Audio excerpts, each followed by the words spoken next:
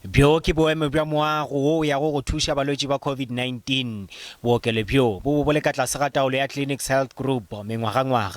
e fela khamphane ile ya gogela morago kontraka ya yona ngwageng wa 2017 se se latela ntwa ya semolao magareng ga Clinix le kgoro ya maphelo ka provinseng ya Limpopo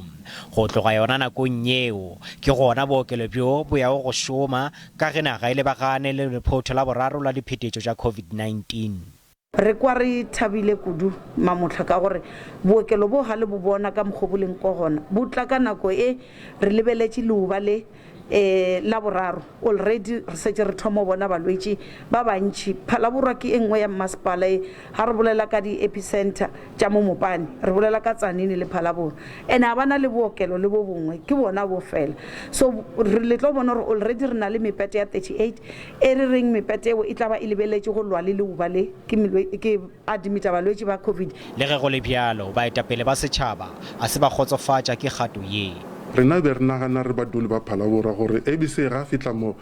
o tlo bula sepetlele se a re botsa ka budget because bo Phalaborwa mo re le mathata ya di doctor le di nurse sepetlele sa rena sa Maphutha se le problem ya di doctor le di nurse ase enough so ha bula sepetlele se a sana le budget re kwa re nyamile because of bona ba le ba thusha ka Maphutha ba tsentse ba tle mo sepetlele again ba tle ba thusha so tla ba re shota ma doctor because of we rena ga nne gore tla le budget a tla le budget. Kgoro ya maphelo e re ya go thoma ka go thola bašomi ka bookelong.